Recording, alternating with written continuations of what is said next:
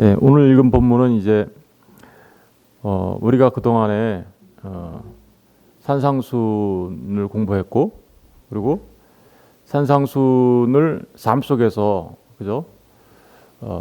실제로 보여주신 그 예수님의 삶의 모습, 그 모든 것을 이제 결론적으로 말하고 있는 말씀입니다. 먼저 35절을 보시면 예수께서 모든 도시와 마을에 두루 다니사 그들의 회당에서 가르치시며 천국 복음을 전파하시며 모든 병과 모든 약한 것을 고치시니라. 여러분, 우리 기독교는요 산 속으로 들어가는 거 아니죠, 그죠? 예. 주님이 어디로 다니셨대요? 예. 모든 도시와 마을에 두루 다니시며. 왜 모든 도시와 마을에 두루 다니셨을까요? 예, 그렇죠. 가르치시고 선포하시고 고치시기 위하여 그런 거죠. 예. 가르치시고 전파하시고 고치시기 위하여. 뭘 가르쳤을까요? 천국 복음. 뭘 전파하셨을까요? 천국 복음. 뭘 고치셨을까요? 약한 것을. 이게 이제 우리가 이렇게 알고 있죠. 주님께서 하신 3대 사역 이렇게. 그런데 3대 사역이 아니라 하나예요, 그죠? 천국을 선포하시고 천국을 전하신 거죠. 근데 이 말씀은 마태복음 4장의 말씀을 그대로 반복하고 있는 거예요. 우리 마태복음 4장 한번 가서 볼까요? 마태복음 4장 23절 말씀을 한번 보세요. 마태복음 4장 23절. 예수께서 온 갈릴리에 두루 다니사 그들의 회당에서 가르치시며 천국 복음을 전파하시며 백성 중에 모든 병과 모든 약한 것을 고치시니. 똑같이 기록하고 있죠. 예. 그러면서 그의 소문이 온 수리아에 퍼진지라 사람들이 모든 앓는 자 곧 각종 병에 걸려서 고통당하는 자, 귀신 들린 자, 간질하는 자, 중풍병자를 데려오니 그들을 고치시더라. 지금 보니까 마태복음 4장 23절 말씀과 지금 오늘 읽은 본문 마태복음 9장 35절의 말씀이 똑같죠. 예, 보세요. 이렇게 돼 있죠. 마태복음 4장 23절 말씀, 마태복음 9장 35절 말씀. 근데 이 4장 23절 말씀과 9장 35절의 말씀의 중요 내용이 모든 도시와 마을에 다니시며 가르치시고 전파하시며 고치셨다라고 말하고 있는 거죠. 그런데 이렇게 마주보고 있으면 이걸 우리 뭐라 그런다 그랬어요? 우리 너무 잘 알죠, 이제. 샌드위치라고 한다 그랬잖아요, 그죠? 샌드위치 구조로 이게 돼 있다는 얘기는 이 샌드위치 이게 지금 빵에 해당되는 거죠. 그럼 빵 안에 있는 이 내용이 뭐였어요? 가르치시고 고치시고, 그죠? 네, 가르치시고 전파하시고 고치신 내용이죠. 마태복음 5장과 7장은 뭐였어요? 산상순 자체죠. 그러니까 가르치시고 선포하신 거예요. 뭐를? 천국 복음을. 그리고 8장과 9장은 뭐예요? 모든 병과 약한 것을 고치신 거죠. 그렇죠? 그래서 9가지 기적 사건이 있었잖아요. 그죠? 그러니까 이 35절 말씀은 마태복음 4장 23절과 이렇게 마주 보고 있으면서 그동안에 우리가 쭉 공부했던 산상순과 그 산에서 내려오셔서 산상순의 그 가르치심과 선포를 그대로 삶 속에서 시연해내신 메시아 되신 예수 그리스도를 그대로 보여주고 있는 거예요. 이 말이. 그리고 그것을 어떻게 해요? 요약한 거죠.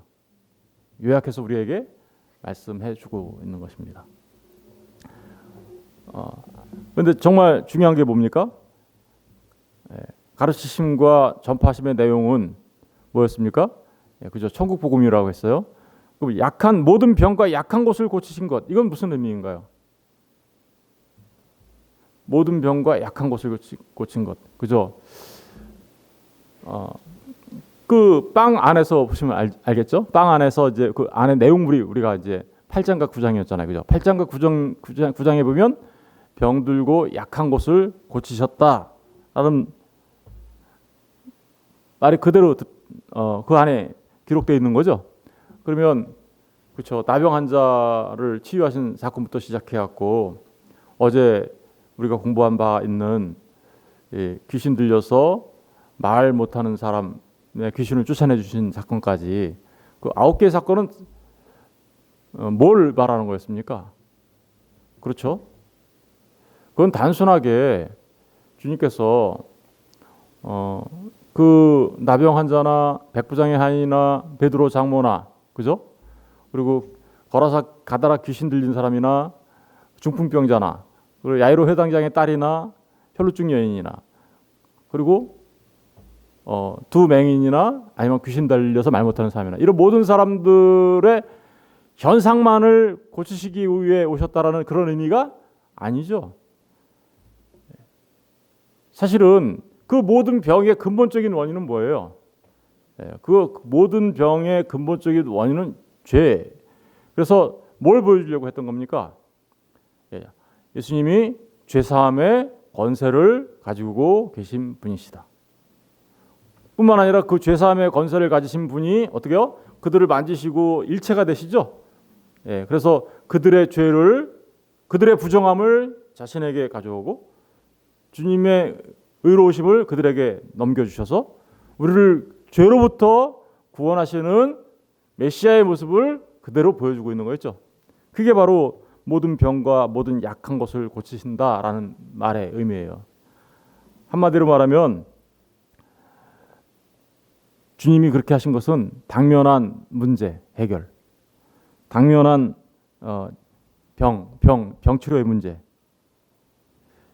단순한 병을 고쳐주시는 그런 것을 우리에게 말하려고 한 것이 아니라 근본적인 죄로부터의 구원을 위해서 주께서 하시는 일들을 설명하기 위한 것이었다라는 것을 우리가 알 수 있습니다. 그 병을 고치신 분, 때로는 바다의 그 풍랑을 잠잠케 하신 예수 그리스도, 그분은 단순하게 내가 초능력자다라고 초능력자임을 보이시려고 하신 것이 아니라 정말 죄인을 구하러 오신 그리스도, 다시 말하면 메시아다라고 말하고 있는 것이죠.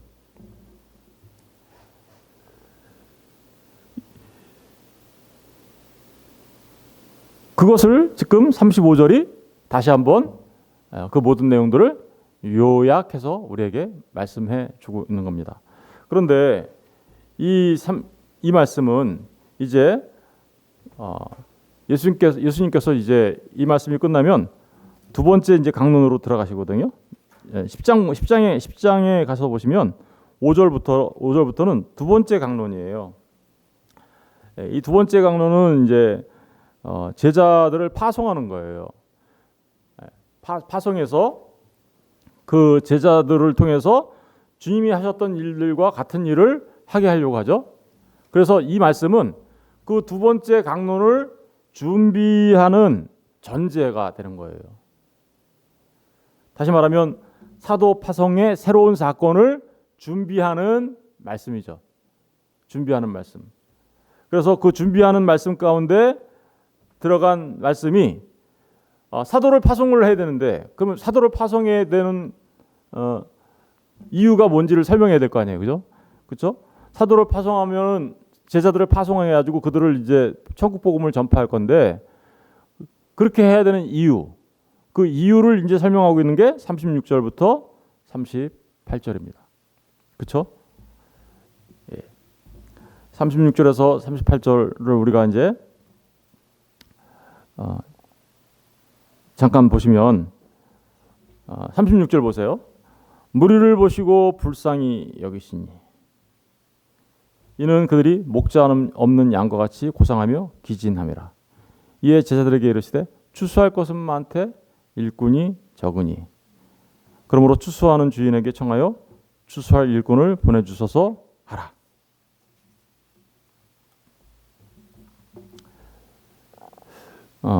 주님께서 무리를 보셨습니다. 그런데 이 무리의 상태가 어떻다라는 거예요? 예, 목자 없는 양과 같은 상태. 그죠? 목자가 없는 양과 같은 상태가 무리들이 그랬다. 그럼 목자 없는 양과 같은 상태. 또 주님이 무리에 대해서 뭐라고 생각하세요? 예, 추수할 대상. 그죠? 추수할 무리 가운데 추수할 대상들이 있다라는 거죠. 추수할 것이 그들에게 거기에 많다 이런 얘기하고 계시잖아요, 그죠? 예, 추수할 것이 많다. 그러니까 기독교는요. 그래서 절대로 산 속에 들어가서 돌을 닦거나 은둔 생활을 하거나 그러한 일반 종교와 같은 것이 아닙니다. 주님이 도시를 다니시고 마을을 두루 다니시며 복음을 가르치고 천국 복음을 선포하신 것처럼, 그렇죠? 이미 도래한 천국이죠. 주님으로 인하여 이미 천국이 도래했잖아요, 그죠? 예, 그 도래한 천국을 선포하신 그 일을 하는데 왜 그렇게 해야 되냐? 이 무리들 때문에 그런 거예요, 그렇죠? 무리들이 보니까 어때요? 목자 없는 양 같고, 그리고 거기에 누가 있어요? 무리들 안에 하나님의 백성들이 있어요. 그러니까 누구를 보내야 되는 건가요, 이제? 그렇죠? 추수할 대상인들이니까 추수할 일꾼을 그곳에 보내야 되는 거죠. 그래서 이제 뒤에 사도들을 추수할 일꾼을 보내는 것이죠. 예, 그렇죠.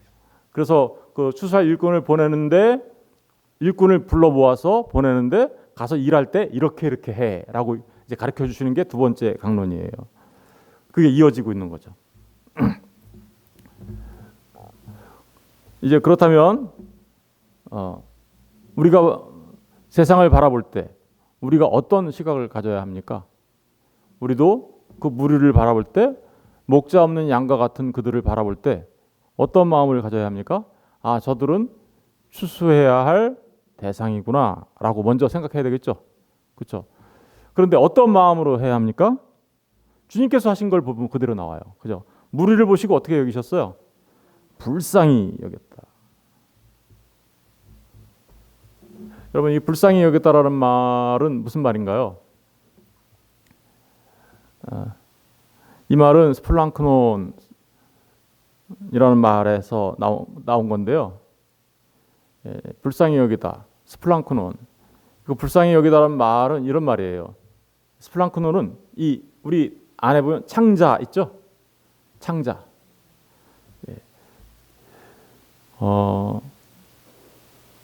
이스라엘 사람들은 누군가를 불쌍히 여길 때 그 불쌍히 여기는 마음이 마치 우리 창자에서부터,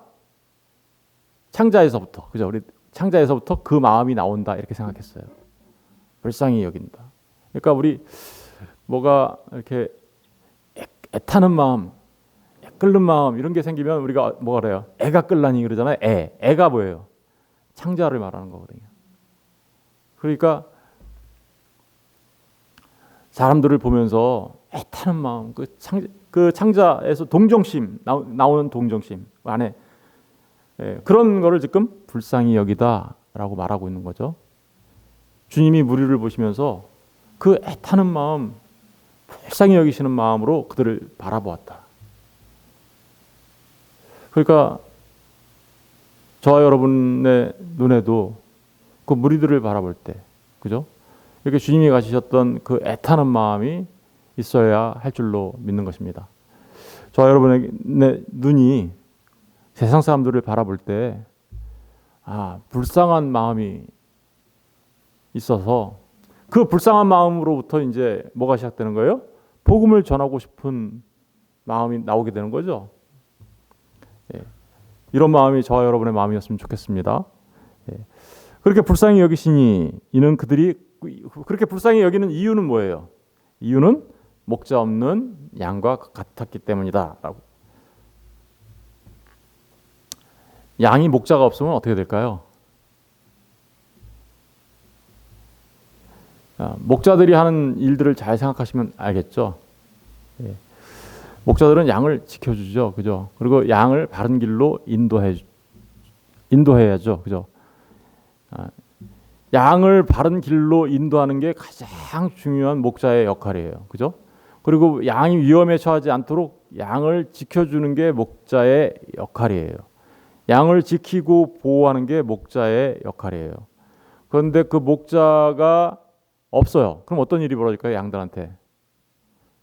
예, 바른 길로 가지 못하고, 그죠? 아주 위험한 길로 가게 되고, 목숨을 잃을지도 모르는 그런 길을 가게 되고, 그리고 더더구나 아무도 지켜주지 않으니 언제든지 생명을 잃을 수 있는 위험에 처해 있는 상태, 그죠? 그래서 그런 상태를 뭐라고 하고 있어요? 고생하며 기진합니다. 이렇게 되고 있죠. 여러분, 이 고생한다, 양이 목자가 없으면 고생한다라고 얘기했는데요. 이 고생한다라는 말은 스킬러라는 말에서 나온 건데, 이 말은 무슨 얘기냐면 가죽을 벗기다. 그러니까 목자가 없으면요, 양들을 와서 누군가 가죽을 벗겨가요. 갈기 찢다, 그죠? 우는 사자와 같은, 사자들이나 이런 다윗이 사자하고 싸우잖아요, 그죠? 목자로서. 근데 다윗이 없었으면 그 양들은 다 어떻게 됐을까요? 사자에게 갈기 찢겼겠죠. 껍질을 벗기다. 이게 바로 고생이라는 말의 뜻이에요. 그래서 괴롭힘을 당하다, 더 나가면 무거운 짐을 지게 되다, 고통을 받게 되다. 그리고 걱정, 약함, 탈진의 상태, 이런 모든 상태를 고생이라고 하는 거예요. 그러면 주님이 당시에 이스라엘 사람들, 다시 말하면 유대인들을 보면서 그런 생각을 했다라는 거잖아요. 왜 그랬을까요? 왜 그들은 목자 없는 양과 같은 상태가 되었을까요? 이걸 먼저 머릿속에 염두에 두시고 생각해 보셔야 됩니다. 그런데 그 목자 없는 양의 상태가 또 어떤 상태래요? 그거는 좀 이따 이제 생각해 볼게요.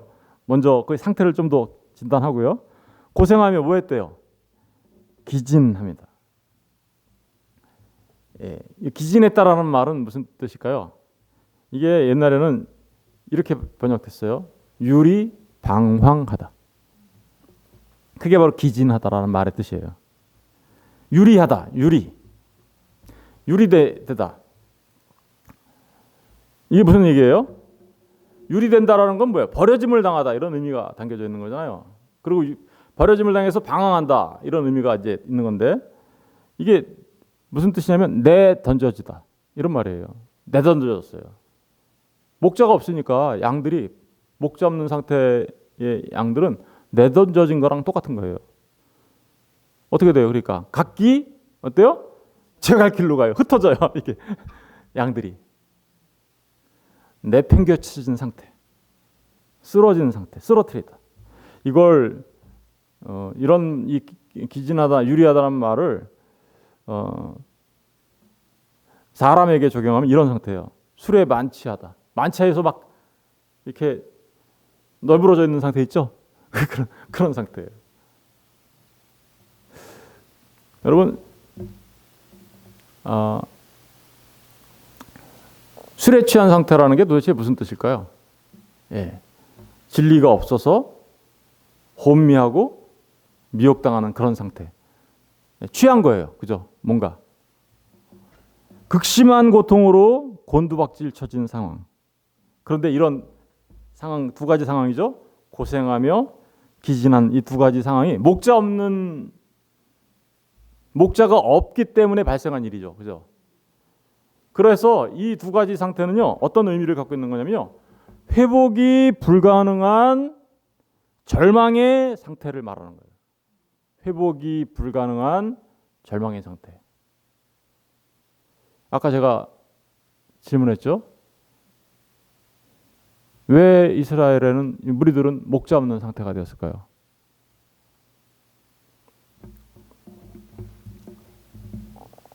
목자 없는 이유가 뭘까요?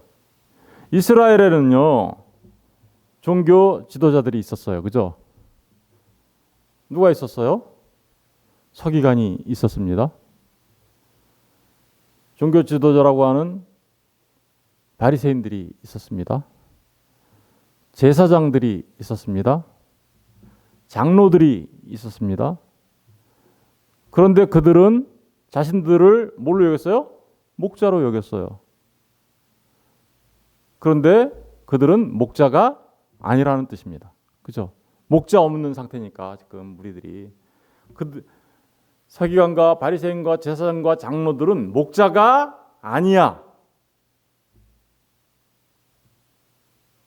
그들은 종교 지도자라고 이야기하면서 이게 무리들을 인도해 가고 이 무리들을 이끌어가는 사람들이라고 여겼지만 주님이 보실 때 그들은 목자가 아니다라는 뜻이죠. 왜 그랬을까요?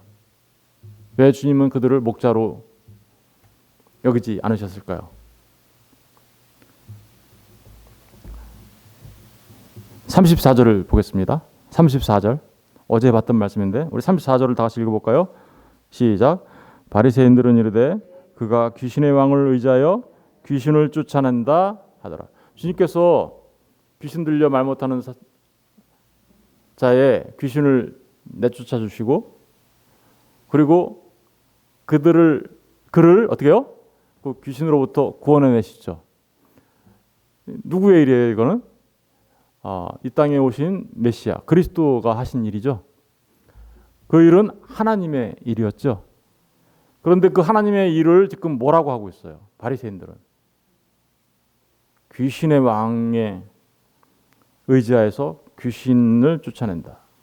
하나님의 일하심과 하나님의 영광을 누구한테 돌리고 있어요? 귀신한테 돌리고 있어요. 이러한 자들이 무리를 이끌어 간다고요? 이러한 자들이 사람들을 인도해 간다고요? 그럴 수 없어 라는 뜻이겠죠. 그들은 오히려 주님은 그들을 뭐라 그래요? 마태복음 23장에 가서 보면 맹인된 인도자야 이렇게 나오죠. 우리 한번 가서 볼까요? 마태복음 23장.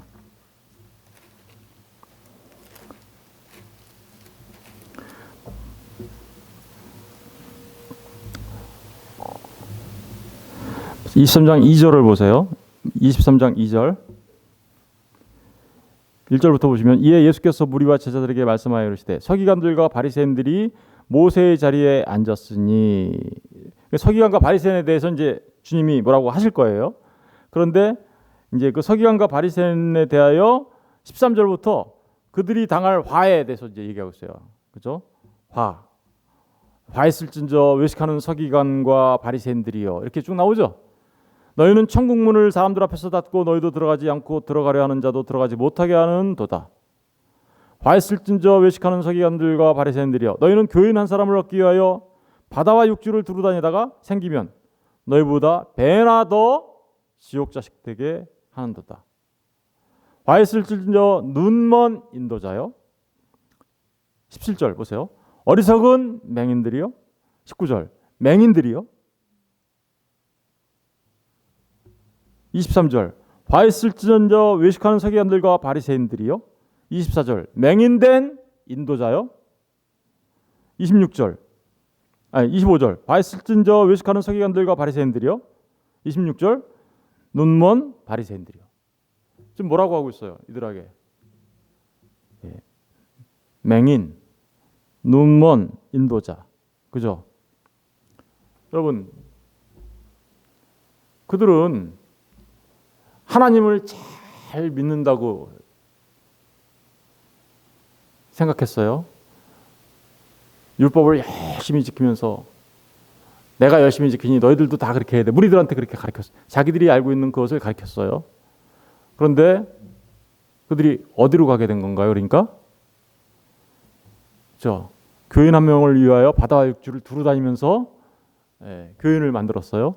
그런데 자기들보다 어떻게 해요? 몇 배 지옥 자식 되게 만든대요. 아까 자기들도 천국에 들어가지 못하고 그들도 못 들어가게 하는데 배나 더 지옥 자식 되게 만든다고 하죠. 15절에 보니까 23장 15절에 보니까. 그러면 이들이 진짜 목자를 만난 거예요? 가짜 목자를 만난 거예요? 지금 목자 없는 양같이 되어 고생하며 기진하는 사람들. 그렇죠? 그래서 거기에는 양들은 많이 있는데, 그죠? 양들은 많이 있는데 목자가 없어. 그러니까 그들이 바른 길로 가지 못하고 잘못된 길로 갈 수밖에 없는 그런 상황. 그래서 그런 거죠. 바로 이스라엘의 상태를 그대로 말해주고 있는 것입니다. 이 목자 없는 양에 대해서는 내일 좀 더 생각해 보도록 하겠습니다. 과연 목자는 누구이시며, 그리고 당시에 그 주님이 목자 없는 양의 상태가 어떤 상태인지에 대하여 오늘은 제가 여기까지만 말씀드리고 내일은 에스겔서의 말씀을 가지고 생각해 보도록 하겠습니다. 그런 목자 없는 양의 상태에 있는 무리들에게 누가 보내줘야 되는 건가요, 이제? 그러니까 추수할 일꾼이 보내져야 하는 것이죠. 이 부분을 내일 생각해 보도록 하겠습니다. 어찌되었든 저와 여러분들은 이제 그 주님으로 인하여 목자를 만난 양들이죠. 그런데 그 양들은 또다시 누군가에게 목자의 역할을 해야 하는 것이죠. 그죠? 그런데 그 사람들이 가져야 되는 마음은 어떤 마음입니까? 그들을 불쌍히 여기는 마음입니다. 여러분, 사람들을 불쌍히 여기시고 그들에게 천국 복음을 가르치고 전파하며, 그죠? 주님이 이 땅에 오셔서 그 근본적인 죄의 문제를, 죄로부터 우리를 구원하시려고 오신 그 고치심이 주님을 만나야 고칠 수 있다고 말하며 전하는 저와 여러분 다 되시기를 주님의 이름으로 축원드립니다. 기도하겠습니다.